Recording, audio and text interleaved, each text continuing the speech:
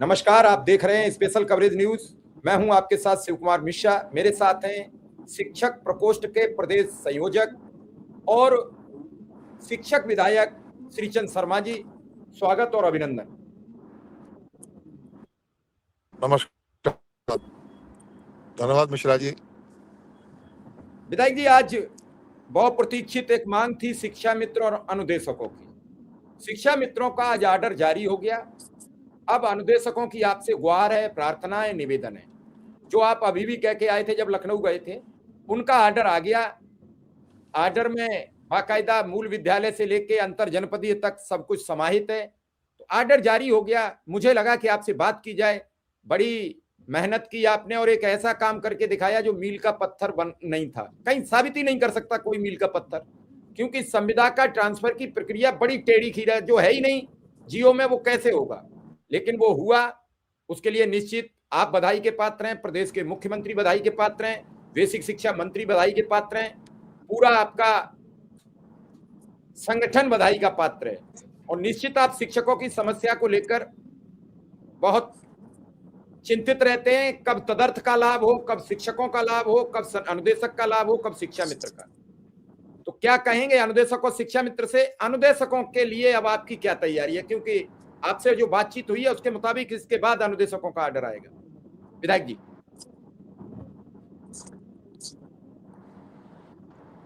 देखिए, अभी पहले तो आपका धन्यवाद। आप हमारे शिक्षा मित्रों, अनुदेशकों और हमारे शिक्षकों के लिए चिंतित रहते हैं। मैंने स्टेप बाय स्टेप, मेरा स्वभाव है, मैं कभी भी अनर्गल बातें नहीं करता। जितना सच्चाई होती है वही अवगत कराता हूँ। जितनी चीज़ें, भले ही कुछ देर लगे, समय लगे, लेकिन जितनी बातें ऊपर होती हैं माननीय मुख्यमंत्री जी से, उन्हीं बातों को मैं आपके सामने रखता हूँ। अधिकारियों से जो बात हुई, उन्होंने जो जितनी चीज़ों पर सहमति जताई थी, उतनी ही मैंने आपके सामने रखी। पहले हम लोग, जब हमारे सुंदरम सचिव थे, उस समय जो जो मांग हम लोगों ने रखी, उसके अनुसार उन्होंने जियो कर दिया था। हम सब लोग ये चाह रहे थे कि जो बेटियां शादी के बाद अपने ससुराल स्थानों पर चली गई हैं, उनका अंतर जनपदीय स्थानांतरण हो जाए, और जो हमारे शिक्षा मित्र अन्य स्थानों पर जहाँ चयनित हुए थे, उससे अन्य स्थान पर स्थापित हो गए, स्थानांतरित हो गए। वहाँ जाने में उन्हें बहुत कठिनाई होती है, तो उनका उसी स्थान पर हो जाए जहाँ वो चयनित हुए थे। तो उन स्थानों वो जियो जारी हो गया था, लेकिन विभागीय अधिकारियों को इससे कठिनाई ये आ रही थी कि संविदा कर्मियों का अंतर जनपदीय स्थानांतरण नहीं हो सकता, वो जनपद के लिए ही है। तो इसको कैसे ठीक किया जाए, तो इसलिए पहला विषय ये लिया गया कि जो हमारे शिक्षा मित्र जिस पद पर, जिस स्थान पर चयनित हुए थे, उसी स्थान पर पहले उनको किया जाए। उसके बाद जो चीज़ें बचती हैं, फिर उनके बाद उससे आगे पर विचार होगा। तो ये चीज़ें अभी जितनी हल हो सकती थी, इस पर महीनों लगे हैं मंथन करने में अधिकारियों को। और मैं अपने माननीय मुख्यमंत्री जी, माननीय शिक्षा मंत्री जी, और अब भी हमारे तीनों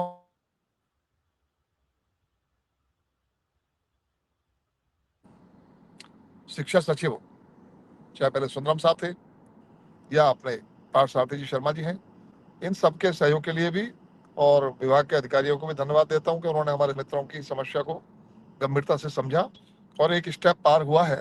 अब इससे आगे की चीज़ें भी ठीक होंगी, और जो असली विषय बाकी है, मानदेय का विषय, वो भी हल होगा। तो जो बातें मैंने कही थी, वो हमारी पार्टी ने, हमारे प्रदेश अध्यक्ष जी, हमारे महामंत्री संगठन, हमारे सारे शिक्षक विधायक, स्नातक विधायक हमारे साथ खड़े रहे। हम सब लोग इनके विषयों को लेकर माननीय मुख्यमंत्री से मिलते रहे, उन सबका सहयोग रहा। तो उसके बाद कुछ चीज़ें हल हुई हैं, जो और रह गई हैं वो भी हल होंगी, इतना मैं आपको आश्वस्त करता हूँ। विधायक जी, अनुदेशक का ट्रांसफर, महिलाएं बड़ी आज आपको धन्यवाद ज्ञापित कर रही थी, अनुदेशक आए भी, कि चलिए विधायक जी ने रास्ता खोला है तो हमारा भी खुल जाएगा, हमारे भी परिवार बच जाएंगे, और आप इसके लिए प्रयासरत हैं। तो अनुदेशकों के ट्रांसफर को लेकर आपको एक बार फिर मेहनत करनी पड़ेगी, क्योंकि केवल अब आर्डर टाइप होना है उनका भी। उनके वाले विषय को भी लेंगे, उसमें भी ये 16 तारीख के बाद मैं लखनऊ आऊँगा, तो इनके वाले विषयों को भी हम लोग करेंगे। अभी 16 तारीख तक हम लोगों का वही स्नातक और शिक्षक वाले मतदाता बनने का अभियान अभी चल रहा है। तो इसको निपटाने के बाद ही हम लोग लखनऊ आएंगे, तो अब जो विषय रह गए उनको भी करेंगे। विधायक जी, शिक्षक जो स्नातक और चुनाव चल रहा है उसको लेकर भारतीय जनता पार्टी की क्या तैयारी है? देखिए, मतदाता बनाने का काम अभी चल रहा है, उसमें हमारे युद्ध स्तर पर सब कार्यकर्ता लगे हैं और अभी दावे आपत्तियों का दौर चल रहा है। कुछ अभी मतदाता बनेंगे और कुछ जो सेकंड चरण आएगा उसमें बनेंगे। तो सब मतदाता बनवाकर उनको उनका मत भारतीय जनता पार्टी के पक्ष में जाए, इसी की कवायद में सब लोग लगे हैं। विधायक जी, एसआईआर को लेकर बड़ा सवाल चल रहे हैं, विपक्ष लगातार सवाल कर रहा है। एसआईआर को लेकर आपका क्या मानना है और क्या नोएडा में आपकी तैयारी चल रही है? क्या सहारनपुर में? आपके साथ तो कई जिले जुड़े हुए हैं और आप पर एक लंबी जिम्मेदारी है। देखिए, एसआईआर के नाम पर समाजवादी पार्टी भ्रम फैलाने का काम कर रही है। केवल सपाई नहीं, पूरा विपक्ष भ्रम फैलाकर वो गुमराह करता है लोगों को, ताकि जो शिक्षित मतदाता हैं, जो बीजेपी के पक्ष के मतदाता हैं, उनमें शिथिलता आ जाए। तो प्रकट रूप से तो वो एसआईआर का विरोध करने की बात कर रहे हैं, लेकिन अंदर खाने प्रत्येक वोट को अपनी को बनवाने करवाने में वो लगे हैं। यदि उनका विरोध है तो क्यों दस्तावेज दे रहे हैं? उन्हें नहीं देना चाहिए था, नहीं बनवाना चाहिए था वोट। लेकिन केवल बाहर से दिखावा करना, बाहर से विरोध करना और अंदर से पूरी तैयारियां करना, वो समाजवादी पार्टी कर रही है। तो हमारा अपना ये कहना है कि जो हमारे लोग हैं उनको भी सजगता के साथ काम करना चाहिए और एसआईआर में भाग लेकर अपना मत सही करा लेना चाहिए, और जो अपने आसपास फर्जी वोट है वो कटने चाहिए। मैं अभी भी बुलंदशहर की मीटिंग में था। मेरे क्षेत्र में बुलंदशहर जनपद है, तो उसकी समीक्षा बैठक में था मैं अभी। ऐसा भी एक उदाहरण मिला कि एक झुग्गी नंबर, एक झुग्गी में 50 वोट बने हुए हैं, झुग्गी में 50 वोट। तो ये कैसे संभव था? तो वे सब अब कैंसिलेशन हो रहे हैं, छटनी हो रही है और लोग जो है निखर के आ रहे हैं कि कौन कौन कहाँ के रहने वाले हैं, वास्तविकता उनकी निकल के आ रही है। तो एसआईआर बहुत जरूरी है और ये चलने वाला क्रम है। पहले भी हुआ था, अभी हो रहा है और आगे भी होते रहना चाहिए। ये देश हित में भी जरूरी है। विधायक जी, कल मुख्यमंत्री जी के साथ थे आप इसी एसआईआर की बैठक में। जी, क्या कहा मुख्यमंत्री जी ने एसआईआर को लेकर?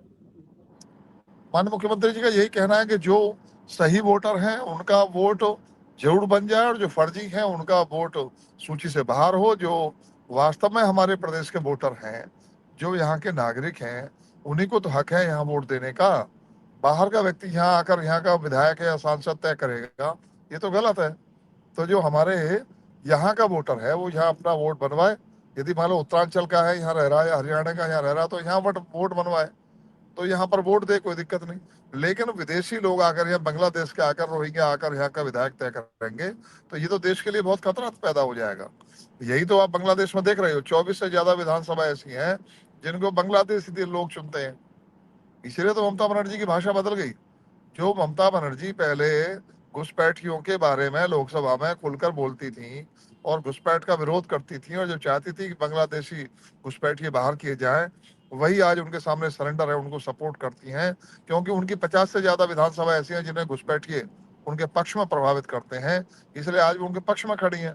तो ये तो देश के लिए बहुत बड़ा खतरा है। ये देश के राजनीतिक दल भी उनके पक्ष में खड़े हो रहे हैं। उनकी निष्ठा तो आखिर बांग्लादेश के साथ ही रहेगी, भारत के साथ तो रहने से रही। तो ऐसे लोग भारत के लिए खतरा है। और आपने देख लिया कि वहाँ पश्चिम बंगाल में किस तरह से बांग्लादेशियों ने आकर वहाँ की बहन बेटियों के साथ और वहाँ की जमीनों को कब्जाने का काम और जो सब किया है। तो इन गुंडों से छुटकारा पाने के लिए एसआईआर में भाग लेना जरूरी है। विधायक जी, बंगाल में एक विधायक हैं, वो तो लगातार बाबरी मस्जिद बनाए जाने की बात कर रहे हैं, रोज चंदा कर रहे हैं, रोज ईंटें इकट्ठी कर रहे हैं। ये उनकी मानसिकता दूषित है कि जो जिन्होंने भारत पर आक्रमण किया था, जो लुटेरे थे, उनके नाम पर मस्जिद बनाने की बात कर रहे हैं। तो ये बहुत दूषित मानसिकता है। ये इससे सबको सजग होने की आवश्यकता है कि आखिर उनकी निष्ठाएं कहाँ पर है। उनकी निष्ठा इस्लाम में नहीं है।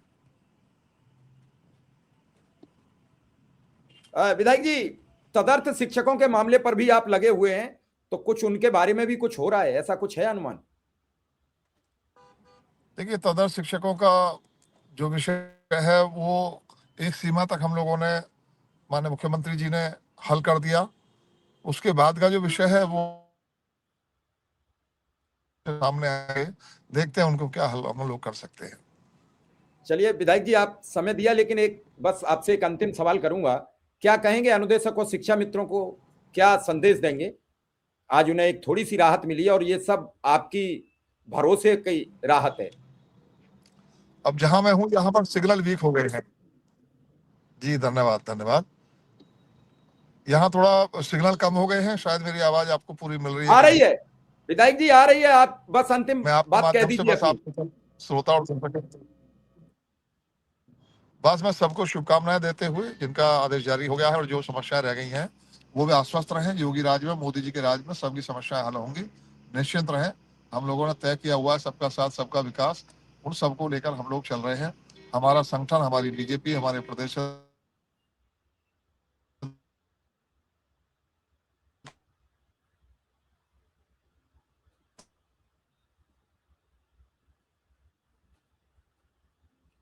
कुछ नेटवर्क इशू आया है, हालांकि विधायक जी ने अपनी बात पूरी कह दी है। तो विधायक जी का भी आभार, धन्यवाद, उन्होंने हमें समय दिया और इस पूरे प्रकरण पर उन्होंने कहा है कि हम जल्द अनुदेशकों की समस्याओं का निस्तारण करेंगे और एक मानदेय की एक बड़ी बात है, इसे भी जल्द से जल्द निपटाने का प्रयास कर रहे हैं। 16 तारीख को वो लखनऊ जाएंगे और उसके बाद अनुदेशकों के ट्रांसफर की प्रक्रिया पर बातचीत करेंगे या आर्डर की व्यवस्था करेंगे। एक बड़ी बात कही है उन्होंने और एक बड़ा फिर एक लकीर खींची है और एक लकीर को जमीन पर उतारने का काम किया है, जो लकीर संभावित भी नहीं थी। तो फिलहाल आप सबका आभार, धन्यवाद। विधायक जी का भी आभार, धन्यवाद, नमस्कार।